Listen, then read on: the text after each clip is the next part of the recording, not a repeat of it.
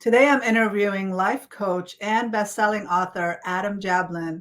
Let me briefly introduce him before I bring him on. Adam is a renowned recovery and performance coach, best-selling author, and keynote speaker. He has recently been featured on ESPN, Fox, CNBC, TNT, BET, CNN, ABC, NBC, and CBS News. Adam's mission and purpose is to free people from addictions, faulty dependencies, fears, doubt, and anxiety. He is the founder and creator of the Hero Project, a high level coaching program that has helped thousands of people. The work focuses on empowering individuals to take control of their lives mentally, spiritually, physically, and emotionally. His own journey of triumph over alcoholism and addiction awakened his abilities to lead celebrities, athletes, entrepreneurs, influencers, and everyday folks to rediscover their true selves and experience life to the fullest. Hi, Adam. Thank you for joining me on this podcast today. Hey, Doc. Thanks for having me. I'm so excited to talk to you. I did a quick introduction earlier, but I want you to kind of let us know about what is it that you do and who is it that you help? I am a coach, a mentor, professional. I am the creator and the founder of the Hero Project, which is a coaching program where I take people through their hero's journey, relieving them from alcoholism, addiction, unhealthy dependencies, truly igniting a hero within so they could return home the best versions of themselves. So, your own past, I'm sure, has something to do with the work that you do. Can you talk a little bit about what got you here? What got you to even do the Hero Project or even become a coach? And just share a little bit about your history, about how you ended up doing what you're doing. Sure. So I am coming up on 18 years clean and sober. And when I surrendered and got help and actually went to a place called the Hanley Center that I'm very closely affiliated to. I still work with them closely to this day, and went to treatment and rehab. A part of me, the old me died and a new me was reborn. And from that day forward, I had some spiritual experiences, some profound things happened to me, which really changed me from the inside out. And I attacked my recovery and my recovery program as if my life depended upon it, because it did. Well, at the time I was running a family business. We were the number one lace manufacturer in the world. I was third generation. It worked very, very hard. It was not something that was like passed down to me because I was the golden child. I had to work my ass off. And but something within my recovery was very contagious and enthusiastic to other people. So 15 years later, when we decided to sell the family business, it was my turn to be me. It was a time for a rebirth again. And I went into helping people, and I had already had so much experience, 15 years helping people, that this whole trade just came to me very naturally. What exactly helped you with was it alcoholism that you are sober from? Alcoholism and addiction, yeah. Okay. And how long were you addicted, and what led you to start your healing journey? And then what exactly helped you? Was it just spiritual, or were there specific steps that you took to get better and get find your own hero inside? Yeah, well, so I started messing around with alcohol and drugs probably at around of age 12, 13. It probably started getting more serious around 16, 17. And I would say I probably be stepped over that imaginary line of being a heavy, heavy drinker to an alcoholic and an addict somewhere around the age of, let's say, 21, 22, and took that to 30. Now, it, I would have to say that my sobriety and my recovery started with the spiritual. It started with the spiritual. As a matter of fact, where I grew up, where they sold alcohol in New Jersey, it used to be called fine wine and spirits. They actually called alcohol spirits. So I had a spiritual relationship with alcohol. It was spiritual. It wasn't like I like chocolate or, I enjoy cigars or something like that. I mean, this was a spiritual relationship. So for a spiritual problem, I need a spiritual solution. But there were also very practical, tangible actions that I could take every single day to help me on my path to recovery. After my years sober, I also realized that it takes you so far, but sometimes just not enough. So with my recovery, I also add what we would call, let's say, personal development. And when you added the spirituality, the mindset shift, the physicality, the personal development, and the God development, that's where the Hero Project was born. Wow, that's interesting that they do call it spirits. What do you mean by a spiritual connection to alcohol? I've never heard it said that way, but I like that a spiritual issue requires a spiritual solution. So what do you mean by that you had a spiritual connection to alcohol? Well, the effect that alcohol produced would raise my spirits. It would Mhm. lower any fears, inhibitions, let's say worries, anxiety, fear. It would lower those, and my soul and my spirit would soar. And it worked until it didn't work. So, what I was trying to do was I was trying to shut down the fears and the anxieties and the worries and the self deceptions in my mind so I could actually be Adam and have this courage and confidence. And it was like, well, what could ever be wrong with alcohol? I mean, I love the way this feels. So it was a spiritual relationship. I felt more connected to you. I felt more connected to people. I felt more connected to nature. I felt more connected to God when I was drinking. So it was a spiritual relationship. That's interesting because in my religion, we're not allowed to drink because that actually disconnects you from God. It defogs your brain. And so you're not connected. There's a whole trend going on as far as being sober now, where people are giving up on alcohol because of the issues that it's causing. I know I saw this interview with Tom Holland, how it completely was destroying his life, and it took him 6 months to completely give up alcohol, and how he feels better than he did when he was drinking. But it sounds like you were medicating a lot of mental health issues like anxiety and fears, and probably a lot of stress with alcohol, and it was helping you not deal with that. Did you have to go back after you stopped drinking to actually face those issues and deal with it?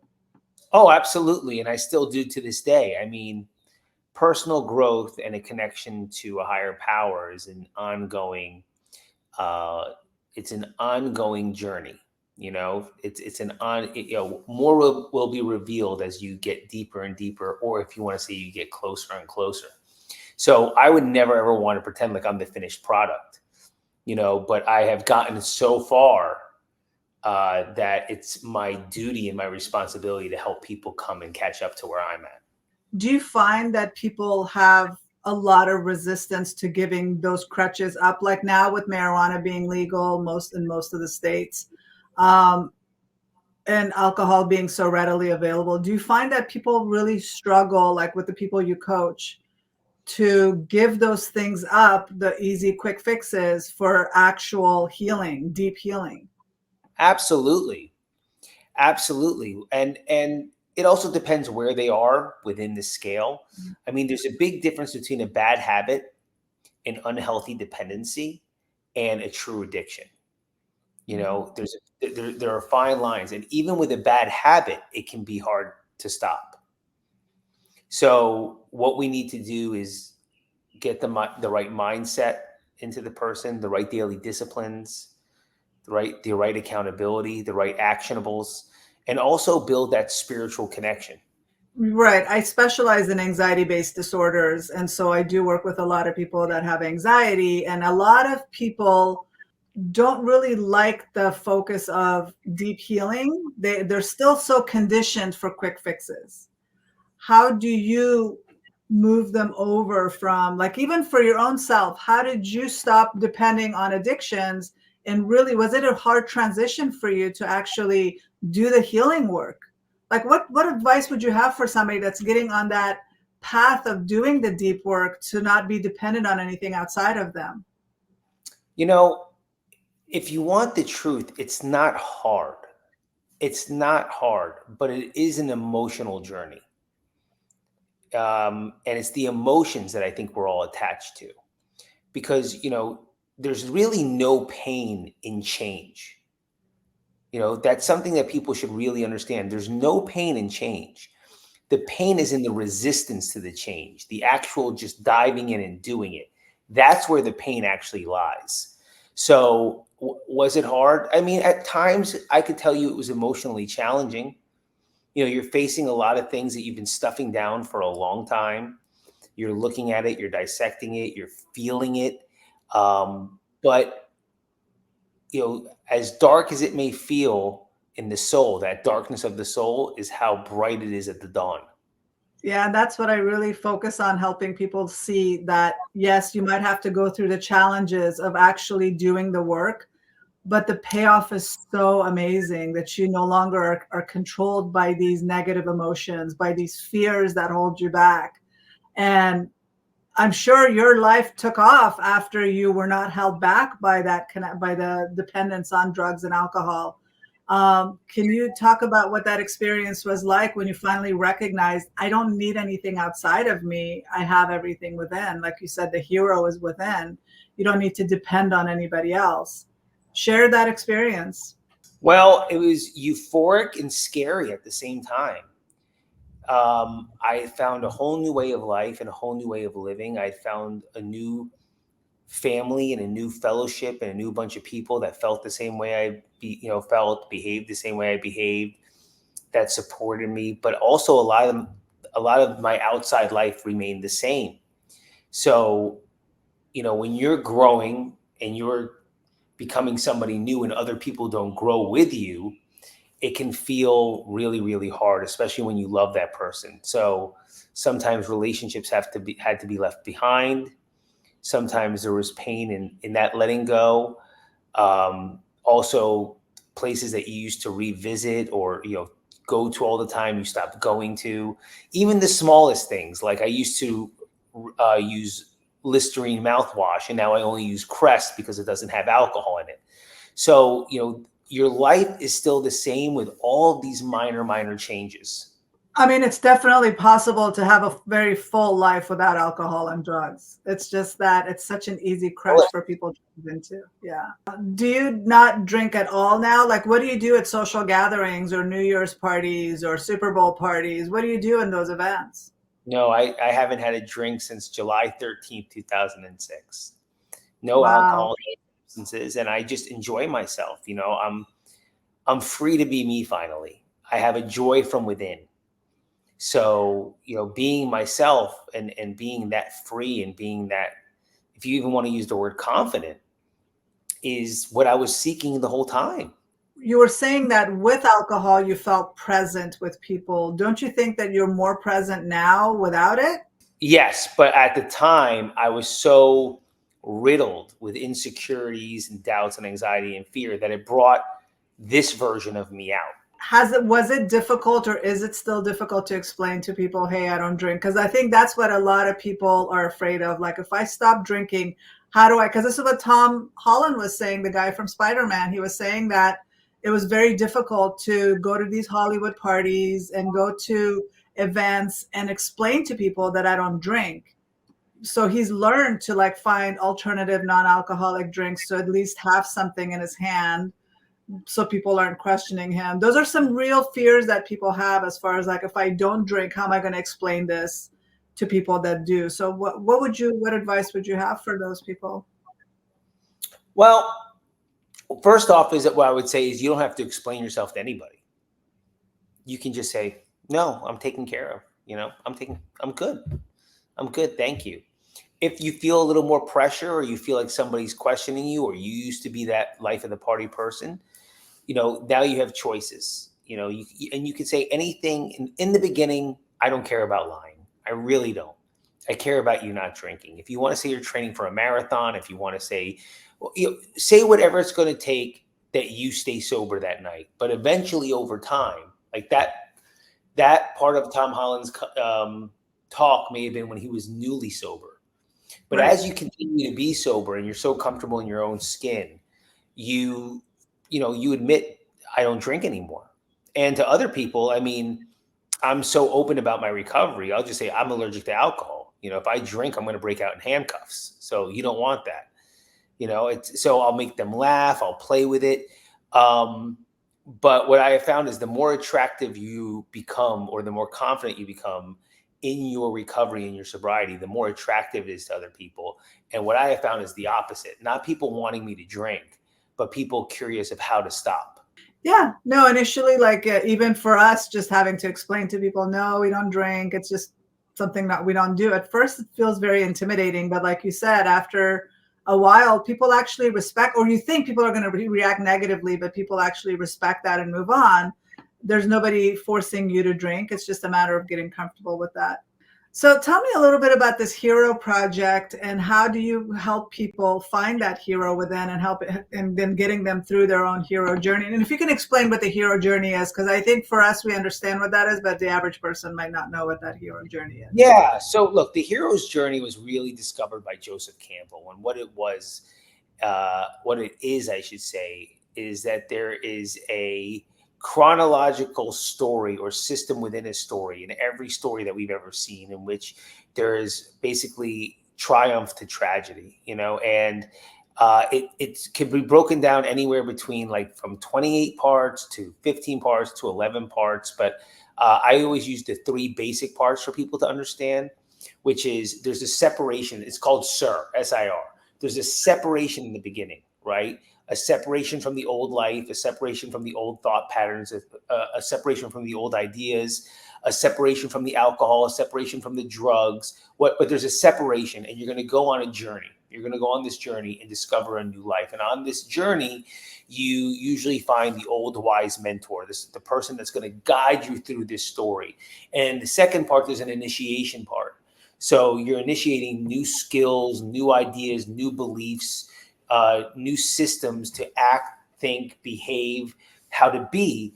And then there's the R, there's the return home, where you actually get to come home to your loved ones, the people you care about the most, in leadership, being the hero. So I use that basic template, and I take everything I've ever learned from my mentor, from Tony Robbins to my mentor Dion to the 12-step community, from what I've learned in business, and there's a coaching platform in place, and I absolutely love it. I discover a common language with my clients. We destroy denial. We write out a mission statement and a purpose. We discover what their driving force is. We learn how to calm the nervous system down, which we have a couple of exercises for. We find out what their leading energy is. We find out if they're more masculine or feminine. We even go as deep as love languages when it's time to return home.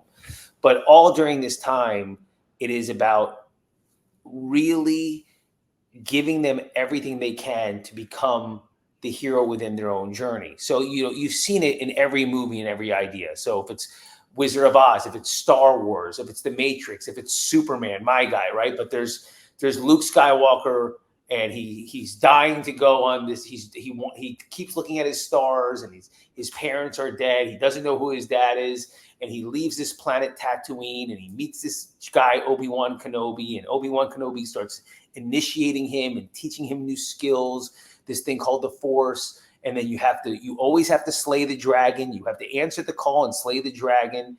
And then there's the return home, right? And you've seen it over and over. So if it's in The Matrix, Mr. Anderson, he meets Morpheus. They go into the Matrix. He learns that he's the one. He learns Kung Fu. You have to meet your nemesis, the agents. And then there's the return home. And you've seen it's in the Bible. It's in the Torah. It's in the Tao Te Ching. From anything in religion to any story you've ever read is the hero's journey. And we all are dying to be the hero within that journey. So my job is to be the old wise mentor to my client and make them shine. Yeah, the coach can be like a Obi-Wan Kenobi guiding somebody to finding the truth within themselves and putting them on the right path. These clients of yours, do they ever need course correction, and what role do you play in that? Because the hero's journey, you're not always going on this path. Once you get started, you're going to have setbacks and fall back. So how do you help them with that? Well, that's part of the journey. Of course, there's setbacks but it's the old cliche, fall down 9 times, get up 10. The reason somebody would need a coach, as myself, is because a lot of times they lose the faith, or they don't feel like they can get back up, or they get lost, confused, they get stuck in self-pity. maybe even some denial, judgment on themselves. They need somebody to say like, no, man, like, so you missed a shot. We just shoot again. We just keep shooting until it goes in. Some people were born like that naturally. You know, Kobe Bryant and Michael Jordan never cared if they missed a shot.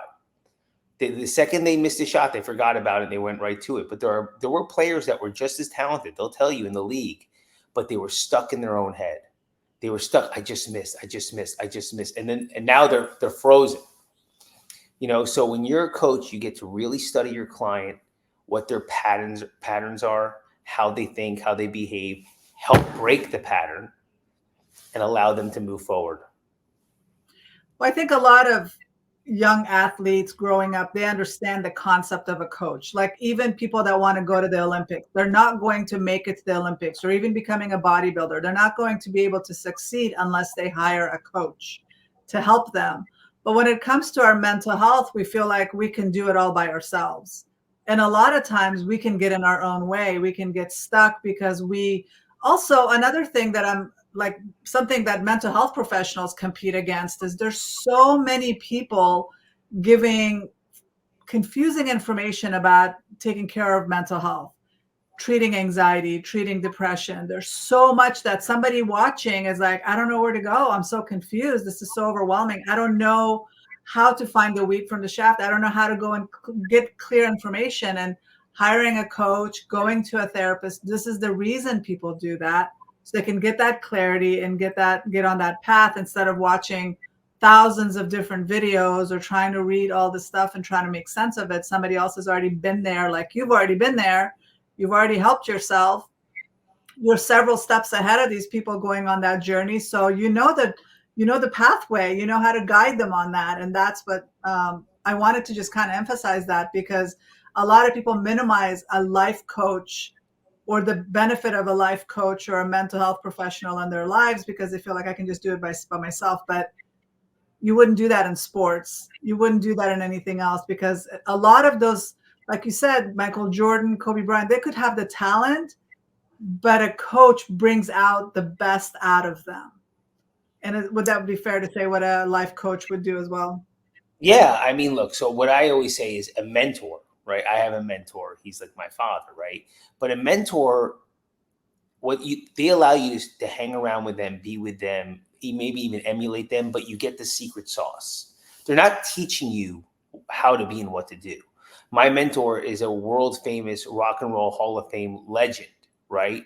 I don't play a lick of guitar and I can't sing. He doesn't teach me what he does, but he allows me to hang around him, see how he behaves, and learn the secret sauce. A teacher literally will show you how to solve a problem or solve an equation, right? So you can get the best education. But a coach brings the best out in you while getting to a desired outcome, especially if you have a desired outcome, something in your life, a championship, but they're bringing the best out in you on the way to the desired outcome. The only thing that I would say, and it's not me speaking against myself, and it's not me speaking against you, is that I never want to pigeonhole anyone into saying they need a coach. I actually believe that what I do is a huge benefit, but if you don't need it, that's fine. You know what I mean? There have been majority of the successful bodybuilders that you were talking about didn't have a coach. It was trial and error, figuring it out on their own, and then they started breaking the mold and passing that information. You know what I mean? So not everybody needs a coach. Not everyone needs a doctor. But I do believe that everybody does need an outside reference to their lives, even if that means their wives, their husbands, an outside reference so they can see themselves clearly. Look, the Pope has a clergy. The president has a council. You know what I mean? And I think if we're wise and smart and say, okay, if these people are doing that in their lives and I'm having problems in my personal life, maybe I should have an outside reference too. By that, you mean objective, because I feel like a wife or family member or a husband is too close to the situation to have that objective perspective. You need somebody that's distant to see the bigger picture. Well, I think if you really found the right partner and they really build polarity in the relationship, and there's truly a meeting of souls, your life partner can see you clearly and can guide you on that. I truly don't ever want to make people say somebody's too close, that's why you need me. You know what I mean? I want what I have to be so attractive, and understanding that it's so fresh. It's such a fresh pair of eyes. But I've known many, many successful men and women that their life partner or their spouse was all they needed. Well, And that's I'm not rare. gonna disrespect those it seems rare because of the days and age. I never wanted to be a fucking coach. You know what I mean? So I think the whole thing is weird. Like, everybody wants to come into this area. And for me, it's like, I want to be the star of the show. To me, the whole dynamic, if I want to be like, that's weird to me. I want to be Michael Jordan. I didn't want to be Coach Phil Jackson. I want to be Kobe. I want to be Luke Skywalker. I didn't want to be Obi-Wan Kenobi. So to me, this whole thing that everybody wants to be a coach is strange to me, because I'm wired as a coach. I love coaching, but that's not, in my mind, that's not who I want to be. I wanted to be Michael. I wanted the shoe contract. I wanted the tongue out. You know what I mean? And now things are shifting. So I actually even think it's a trend. And I think that's why there is so much bad information out there. And I don't think coaching and all this stuff is going to be as popular in 2 or 3 years. Yeah, my whole thing with helping my patients and my online students as well is that I don't want anybody dependent on me. That's my whole thing. I want to work myself out of a job. I want to give them all the tools that they need, or make them aware of the tools they already have within them, and then teach them that they don't need to be dependent on me, on medication, on outside resources, because when they're stuck in a moment of a panic attack and they don't have their medication with them, or they don't have their me with them, what are they going to do? I want to empower somebody to have all of those resources so they know how to depend on themselves. And I think that's the job of a good coach. That's a job of a good therapist, is to not create dependency. And I like what you said. I don't want anybody to feel like they need somebody, but if you want to, like, I love the quote, if you want to go faster, go with a master. A coach, somebody that's experienced, a teacher, a guide, they just help you get to your destination faster. There are ways you can do this without them. That's the main thing I wanted to say. I'm very delicate and very strategic with my language, because, A, I don't need the fucking business. I'm booked. You know what I mean? And B, I don't want people believing that they must have one. I think it is a tremendous asset. But there are many, many people that got very, very, very far in life without a coach. I'm proud to admit this. It could seem like a lack of humility, but I'm proud to admit this. Dion is my mentor. He's my spiritual father. He's everything to me. But the man that taught me how to be a coach and that I have a sacred relationship with is the guy that put the whole terminology together, because he didn't like what he was being labeled, which was Tony Robbins. Do you know what I mean? Like, it was a label he used, and everyone grabbed onto it. And now he hates it, because in reality, there's no protocol to say, there's no licensing government, there's no agency to say who's a coach and not a coach. So he actually sometimes hates what he did, and he'll admit that openly. So if you're looking for a coach, you got to vet them, and vet the hell out of them. You know what I mean? It can't be one reel. It can't be one thing on TikTok. It can't be one great line or snippet. You've got to make sure the person's done the work. Or even someone with a lot of followers, that doesn't necessarily mean they're a good coach. They're just really good content creators, right? Or buying followers, or the whole thing is a game. I am deliberate in my social media, because I want my social media to be specifically marketing and branding, and if it resonates with you, it grows. But I do not want to be a social media god and buy another 850,000 followers, or buy another, So I look good. You know what I mean? That's not, to me, that's not the purpose of this. And I've seen a lot of people get hurt. I also want to say that a coach and a therapist or a mentor doesn't have to be people that you physically work with. They could be books you read. They could be videos you watch. They could be trainings you attend. There are ways to get this in many different ways. And I want people to actually understand, because I get a lot of people from like countries like India or countries that don't have access to mental health professionals, that I want to empower them. You don't necessarily need to work with somebody directly. You can get a lot of information by doing the work, by reading, by educating yourself and getting better. It's not like somebody wants to be in the NBA that they're just going to go get in there by talent alone. They have to do the work. They have to practice. They have to really study other people that have done really well and practice that on themselves in order to get better. So there's different ways to get to the finish line, I guess. Yeah, many, many different ways. And look, it's many ways to skin a cat. I love what you do, and I love what I do.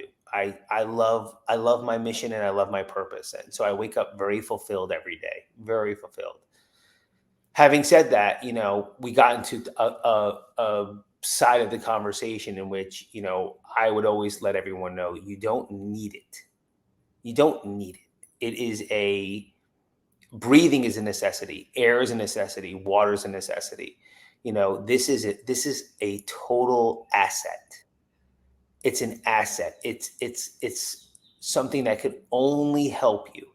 You know what I mean? But is it necessary? Is it needed?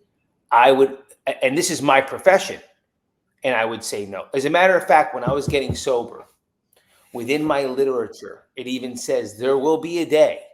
There will be a day, and I've come across this day many a times, where there will be nothing between you and that drink except your relationship with a higher power. That's with anything in life. There will be a day that there's nobody between you and that anxiety, you and that financial situation, you and that shot you have to take, you and that. It's just between you, and you have to count on everything that you've put into yourself. If it's doctors, if it's coaches, if it's mentors, if it's books you read. Because I got to tell you, I also know people that are addicted to personal development and still just hit a ceiling, or they have 6 different doctors. I have my doctor for anxiety. I have my coach for this. If you have that many people, you should be fucking moving forward. You know what I mean? Like, you're addicted to help. You know, eventually you got to put your head down and get in the game. You know, eventually. So what are some ways that you take action? What are some strategies that have really helped you really grow in this area, that things that you actually do that benefit you? Well, this is me and me personally. I've been very committed for close to, I guess I could say close to 15 years of meditation twice a day. Nothing extreme, and not Dr. Joe Dispenza for hours, although I do think his work is phenomenal. But I do 20 minutes in the morning, 20 minutes at night, and sometimes 20 minutes during the day. And that's really to calm the system down and to tap in and to be connected. I pray religiously. I do believe in God. I take care of my body every single day. Every single day I move my body. It doesn't have to be the hardest workout. It doesn't have to be the most physical resistance training. It doesn't have to be a marathon. It could be 5K. It could be, but every day I move the body and I get the physiology in the right state. So, you know, between my body, my prayer, my meditation, I help somebody every single day. I will read a piece of literature that will help my mind every single day. And I keep those basics in, because there's so much new stuff always coming out. You know what I mean? Of course, I'll do a cold plunge here and there. And of course, I'll do some red light sauna here and there. And of course, I'll do some extreme workouts here and there. And of course, I'll speak to thousands of people here and there. You know, but the basics have remained the same between prayer, meditation, taking care of the physical body, taking a really good self-inventory, and helping another person. And when I keep those 5 strategies in place, my life seems to go really, really smooth. I like that. It's to me that's a no having a no zero day. Every day I want to contribute to some in some way to my mental health. Every But day. you're doing it mind, body, spiritual, emotional. You're handling all those areas every single day and making sure that you do something for all of those areas. Every day. And the emotional, for me, the way I am wired, like there's a big difference between me and my father, right? The way I am wired, the hardest part for me is the emotional. Well, I have a therapist, I have a mentor, I have a coach, I do the work. Um, it's it's the extremes on both end, right? It's when you get off stage and everyone's applauding you and you feel like you can walk on water, and to realize that both feet need to be on the earth, and that you're still part of the we, and you're not better than everyone else, and you just have to be really, really grateful for what you just did. And it's also times like where I'm grieving relationships, or somebody died, or so, and not being afraid to cry and let those painful emotions out, which is very difficult for me. And I compare myself to my father. A, he's one of my heroes, and B, he's a cowboy, and I don't mean that like as an adjective. He's an actual cowboy, and rode the rodeo circuit, and they were trained like this as a little boy. You know what I mean? And somehow they truly do cut off a certain amount to the emotional body. Mhm. You know, and a lot of times I envy that, because his emotions don't ever take over. It's you fall off the horse, you get right back on. I can fall off the horse, cry, think about it. What did I do wrong? Why can't I have it the way I want? Da, da, da, and then I get back on the horse. So, so I'm a hybrid. Do you believe in journaling? Very much so. Very much so. It's something that I do every day. I don't actually consider it one of my essentials, because sometimes my journaling is as simple as writing a few emotions down and then a bullet point of what I need to do that day. But let's put it this way: I'm a big believer in putting pen to paper. Yes. But when I've tried to commit to journaling every day, what I've seen is it becomes another task, right? It's almost like I'm putting too much intention and focus into it. And then if I didn't do it that day, I feel like I didn't accomplish something. So it's not one of those 5 basics that I told you. But yeah, I mean, I have notebooks everywhere. I mean, it would look like I journal like crazy, but I know there are some days that I didn't log anything really serious down. I just checked some boxes off. I made sure I was responsible. I made sure that my tasks got done. I was taking a really good self inventory, but didn't really dive deep into what was happening to me that day. What I've noticed is initially when you start journaling, you're going to want to write more because you have so much that you've stored in. But over time, I don't journal every day either. I journal, it could be once a month, it could be once every 6 months. But because I've done it so much and I've kept this, I keep processing it. I don't want people to be afraid of it being a task that you have to do every single day. Initially, you might want to write a lot, but over time, you might not need to do it as often as you don't do it as often, and I don't do it as often, but it is something that we can turn to when we need it. Yeah, definitely. Yeah. So, what advice would you have to your younger self, maybe even in your teens or early adulthood? What advice would you have for young Adam, the things that you know now that you wish you knew back then? I would tell myself to calm down. I would tell myself that everything's going to be okay. I would tell myself that as driven as I am and as much effort as I put in, it's not always all about that. And I would try to tell myself to enjoy the journey a little bit more. Is there something you wish that you had to not get into the whole addiction phase back when you were younger? Would you have done something differently, knowing now what you know now?